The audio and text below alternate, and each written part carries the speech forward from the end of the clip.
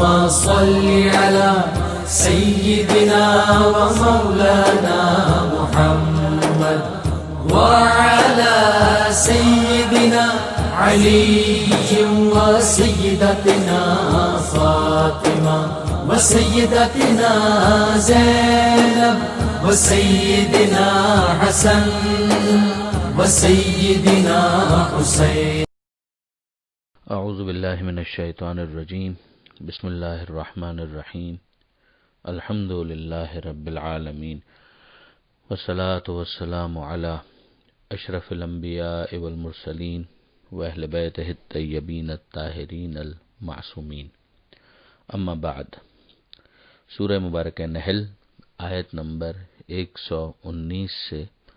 آیت نمبر 128 119 سے 128 جس پر اس سورے کا اختتام ہو رہا ہے. گزشتہ صفحے کی آخری آیت میں ہم نے دیکھا کہ پروردگار عالم نے یہودیوں کے بارے میں یہ بیان کیا تھا کہ ان کے ظلم کی وجہ سے ان پر بعض چیزوں کو حرام قرار دیا گیا جو کہ ان کے لیے سزا کی حیثیت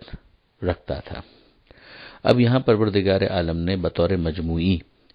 یہ ارشاد فرمایا کہ اگر کوئی شخص گناہ کر لے تو کس صورت میں اس کی معافی کا امکان حتمی ہے.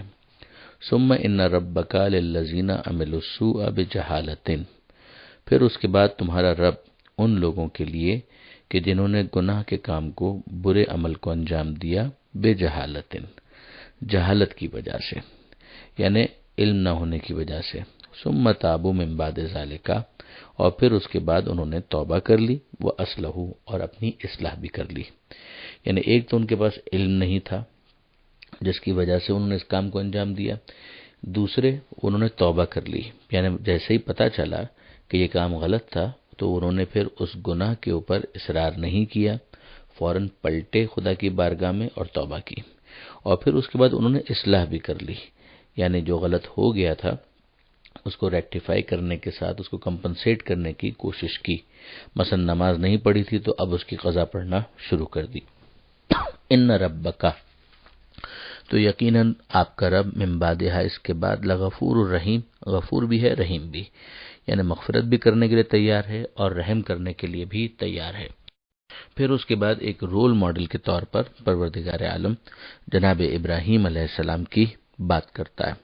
اور ارشاد فرماتا ہے کہ ان ابراہیم کان امتن قانتن للہ حنیفہ.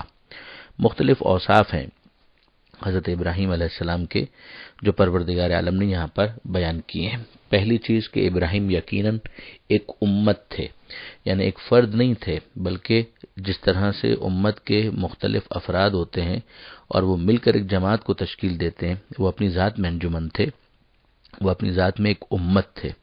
مقتدا تھے جن کی اتباع ہونی چاہیے، قانتن للہ، اور ساتھ ہی ساتھ وہ قانتن تھے یعنی اطاعت کرنے والے تھے، خدا سے لو لگانے والے تھے. اگلی صفت بیان کی جاتی ہے حنیفہ، کہ حضرت ابراہیم علیہ السلام حنیف تھے. یہ لفظ بھی پہلے استعمال ہوا ہے جناب ابراہیم علیہ السلام کے بارے میں، یعنی جو باطل کے راستے ہیں، غلط راستے ہیں، ان سے بالکل ہٹے ہوئے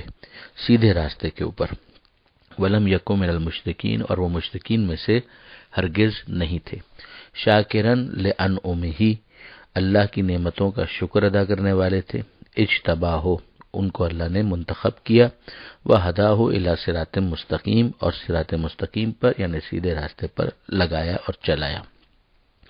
وآتیناہ فی الدنیا حسنہ،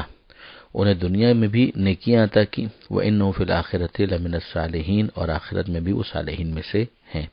حضرت ابراہیم علیہ السلام کا نام آج بھی پوری دنیا کے اندر احترام سے لیا جاتا ہے. حد یہ ہے کہ وہ مشرکین مکہ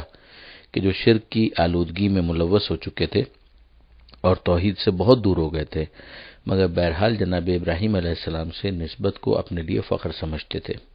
اور یہ خود بھی ایک حوالہ پھر بن گیا کہ جناب ابراہیم علیہ السلام کو اگر تم اپنا مقتدا مانتے ہو تو پھر ابراہیم علیہ السلام مشرک نہیں تھے، تو پھر تمہیں کیوں کر شرک پسند ہونا چاہیے، بلکہ تمہیں بھی موحد ہونا چاہیے، ایک خدا کی عبادت کرنے والا ہونا چاہیے. ثم اوحینا الیکا، اس کے بعد اے حبیب ہم نے آپ پر وحی نازل کی، ان اتبع ملت ابراہیم حنیفہ، کہ آپ بھی ابراہیم کی ملت کا اتباع کریں جو کہ حنیف تھے، وہی کہ دائیں بائیں کسی غلط راستے پر نہیں تھے، صراط مستقیم پر تھے، وما کان من المشرکین، اور وہ مشرکوں میں سے نہیں تھے۔ اب ظاہر ہے کہ یہ اتحاد پیغام، ایک ہی پیغام توحید جو ابراہیم علیہ السلام کا بھی تھا اور جناب ختم مرتبہ صلی اللہ علیہ وآلہ وسلم کا بھی تھا، لہذا ظرف زمان کے اعتبار سے یعنی ٹائم لائن کے اعتبار سے، کیونکہ ابراہیم علیہ السلام اس دنیا میں پہلے آ کر چلے گئے تھے اور ان کی اپنی ایک حیثیت لوگوں کے درمیان مسلم بھی تھی اور واقعاً وہ خدا کی بارگاہ میں مقبول بھی تھے، لہذا اس موقع پر پیغمبر اکرم کے ذریعے سے تمام انسانوں کو مخاطب کر کے متوجہ کیا گیا کہ تمہارے لیے مناسب یہی ہے کہ تم ابراہیم کی ملت کا اتباع کرو، یعنی تم موحد بنو، توحید والے بنو، مشرک مت بنو جیسا کہ وہ بھی مشرک نہیں تھے۔ پھر اس کے بعد یہ بھی کہا گیا کہ بعض ایسی سنتیں، بعض ایسے آداب کہ جو جناب ابراہیم علیہ السلام کے حوالے سے بیان کیے گئے تھے ان کو انٹیکٹ رکھا گیا، ان کو باقی رکھا گیا، جن کے اندر بہت سے کچھ آداب ہیں کہ جس کو انسانی جسم، انسانی وجود کے اعتبار سے ہے، مثلا داڑھی کا حکم، اسی طرح سے مونچھوں کو کتروانے کا حکم، اسی طرح سے ختنہ کروانے کا حکم وغیرہ وغیرہ، ان کی 10 کے قریب تعداد بیان کی جاتی ہے کہ جو مشترک ہیں پیغمبر اکرم کی شریعت میں بھی، کہیں پر واجب کے عنوان سے، کہیں پر مستحب کے عنوان سے، اور یہ چیز جناب ابراہیم علیہ السلام کی ملت میں بھی تھی، یعنی ان کی شریعت میں بھی اس کو رکھا گیا تھا، جس کی بنیاد پر ظرف زمان کو مد نظر رکھتے ہوئے اتباع کا حکم دیا گیا۔ پھر اس کے بعد سبت کی بات ہو رہی ہے، سبت یعنی سیٹرڈے کی، شنبے کی بات ہو رہی ہے، شنیچر کے دن کی، کہ جو یہود نے اپنے لیے مانگا تھا۔ یہ یاد رکھنے والی بات ہے کہ تفاسیر میں آیا ہے کہ خود یہود کے لیے بھی پہلے جمعہ ہی تجویز کیا گیا تھا، مگر انہوں نے اپنی جو ہٹ دھرمی ہے اور اپنی جو کج رفتاری ہے اس کے مطابق پروردگار عالم سے جناب موسیٰ علیہ السلام کے ذریعے سے یہ درخواست کی کہ جمعے کو ہم تعطیل نہیں کرنا چاہتے، جمعے کے دن ہم آرام نہیں کرنا چاہتے، سیٹرڈے کا دن ہمارے لیے رکھا جائے۔ تو پروردگار عالم نے پھر ان کے لیے سبت کا دن رکھا اور اس کو بھی ایک طرح سے ایک آزمائش اور امتحان بنایا، جس میں وہ ناکام ہوئے، اس لیے کہ سبت کے خود احکام تھے۔ سورہ اعراف کے اندر یہ بات ہم پڑھ چکے ہیں کہ انہوں نے سنیچر والے دن میں زیادتی کی اور جس طرح سے مچھلیوں کا وہ شکار کرتے تھے، پھر اس کے بعد وہ پروردگار عالم کے عذاب کی گرفت میں بھی آئے۔ تو یہاں پروردگار عالم فرماتا ہے کہ انما جعل السبت، یہ سنیچر والا دن جو بنایا گیا تھا علی الذین اختلفوا فیہ، ان لوگوں کے لیے کہ جنہوں نے اس میں بھی پھر اختلاف کیا، یعنی یہ کوئی جناب ابراہیم علیہ السلام کی شریعت میں نہیں تھا معاملہ، یہود نے اس کو اپنے لیے الگ سے مانگا تھا اور پھر اس میں خود بھی اختلاف کیا، بعض اس کے احترام کے قائل ہوئے، بعض نے اس کے احترام کا بھی خاتمہ کر دیا اور اس کے حوالے سے بھی بالکل اس کو ایک عام دن کی طرح سے ماننا شروع کر دیا۔ وَإِنَّ رَبَّكَ، اور یقیناً آپ کا رب، لَيَحْكُمُ، فیصلہ کرے گا، بینہم یوم القیامہ، ان کے درمیان قیامت کے دن، فیما کانوا فیہ یختلفون، جو وہ اختلاف کیا کرتے تھے اس میں۔ اب اس کے بعد پروردگار عالم نے اگلی آیت کے اندر تبلیغ کا ایک دستور بیان کیا۔ یہ بہت اہم آیت ہے سورہ نحل کی اور آخری آیتوں میں سے ہے کہ جس میں پروردگار عالم نے یہ بتایا کہ دین کی طرف دعوت کیسے دینی ہے۔ تو ارشاد ہوتا ہے ادعو الی سبیل ربک، اپنے رب کے راستے کی طرف دعوت دیجیے، بالحکمت، حکمت کے ذریعے، یعنی برہان ہو، آرگومنٹ ہو، لاجک ہو، دلیل ہو، والموعظۃ الحسنہ، اور اچھی طرح سے نصیحت کے ذریعے سے، واعظ ہو، نصیحت ہو، جس میں انسان کے جذبات کو بھی مد نظر رکھا جائے، اس کے بیک گراؤنڈ کو بھی مد نظر رکھا جائے اور اس کے دل میں جگہ بنانے کی کوشش کی جائے۔ حکمت،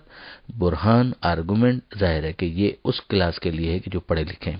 لیکن جو عوام الناس کی اگر آپ بات کریں، میسج کی اگر آپ بات کریں، تو ان کے اوپر موعظہ، نصیحت جو ان کے دل میں جاگزی ہو جائے وہ زیادہ اثر پذیر ہوتا ہے۔ وجادلہم باللتی ہی احسن، اور لوگوں سے جدال کریں،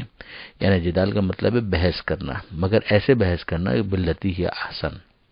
ایک ڈیبیٹ ہو رہی ہے اور اس کا پرپز یہ ہے کہ لیگ پولنگ ہو، جس کا پرپز یہ ہے کہ کسی کو کردار کشی کے ذریعے سے رسوا کیا جائے، اس سے روکا جا رہا ہے کہ اس کا کوئی فائدہ نہیں ہوگا۔ بہت سے مناظروں کے اندر ہم دیکھتے ہیں کہ یہی ہوتا ہے، مگر جو ڈیبیٹ ہے، کنسٹرکٹیو ڈیبیٹ، اس کے اندر جدال احسن ہوگا۔ اور یہ دوسرے مقام پر بھی ہم دیکھتے ہیں کہ پروردگار عالم نے خود اہل کتاب کے بارے میں بھی یہ کہا کہ لا تجادلوا اہل الکتاب الا باللتی ہی احسن، کہ اہل کتاب سے جب بحث کرو اچھے طریقے سے بحث کرو۔ وہ خاص ان کے بارے میں، اور یہاں پر اگر آپ دیکھیں تو عمومی ایک بات بیان کی جا رہی ہے کہ اس طرح سے اپنے رب کے راستے کی طرف بلاؤ، پھر اس کے بعد وہ قبول کرتے ہیں یا قبول نہیں کرتے یہ آپ کا ذمہ نہیں ہے۔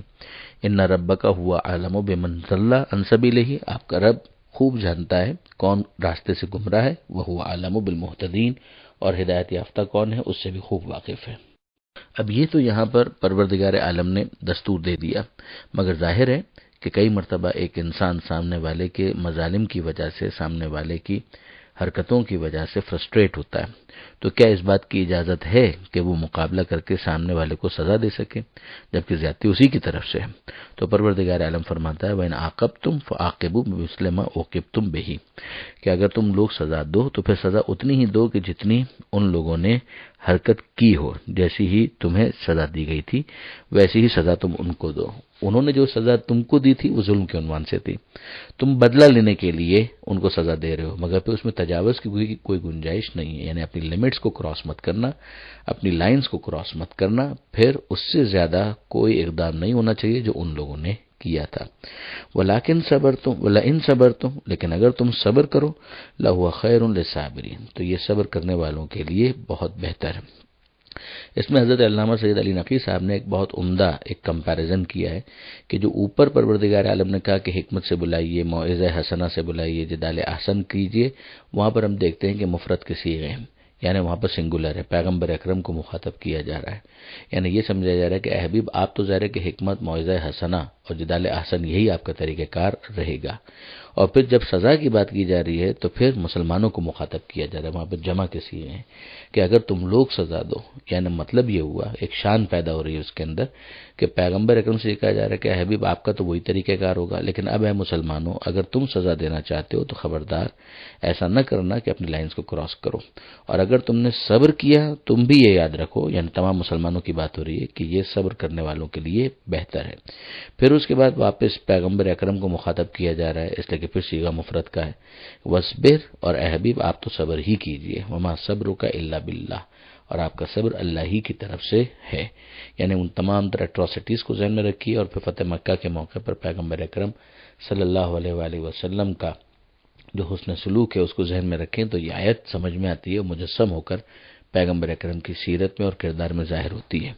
وَمَا صَبْرُكَ إِلَّا بِاللَّهِ، اور یہ صبر آپ کا جو ہے وہ اللہ ہی کی طرف سے ہے۔ وَلَا تَحْزَنْ عَلَيْهِمْ، اور غم نہ کریں ان لوگوں نے جو کچھ بھی کیا اس کے اوپر آپ غمگین نہ ہو۔ وَلَا تَقُوا فِي ضَيْقٍ مِّمَّا يَمْكُرُونَ، بلکہ ایون جو آگے بھی یہ لوگ اگر کچھ مکاریاں یا سازشیں کرتے ہیں تو اس کے بارے میں بھی دل تنگ ہونے کی ضرورت نہیں ہے۔ پھر اس کے بعد آخری آیتیں جو اس سورہ کی آخری آیت جو سورہ کی ہے کہ ان اللہ مع الذین اتقوا، یقیناً اللہ ان لوگوں کے ساتھ ہے کہ جو تقوی اختیار کرتے ہیں، پرہیزگار ہیں، غلط کاموں سے بچتے ہیں، والذین هم محسنون، اور جو اچھا کردار قائم رکھیں، لوگوں کے ساتھ حسن سلوک سے پیش آئیں، لوگوں کے لیے مفید ثابت ہوں۔ یہی طریقہ ہے کہ جس کے ذریعے سے خدا کی قربت حاصل کی جا سکتی ہے، خدا کی معیت حاصل کی جا سکتی ہے، اور خود لوگوں کے درمیان بھی ایک جگہ بنائی جا سکتی ہے، ان کے دلوں کے اندر جہاں گزین ہوا جا سکتا ہے۔ یہاں پر اس سورہ کی آخری آیت کے ساتھ ہی یہ سورہ مکمل ہوا۔ اب اس کے بعد سورہ بنی اسرائیل ہے جو انشاءاللہ کل سے شروع کریں گے۔ پروردگار عالم سے دعا ہے قرآن پڑھنے، سمجھنے اور عمل کرنے کی توفیق عطا فرما،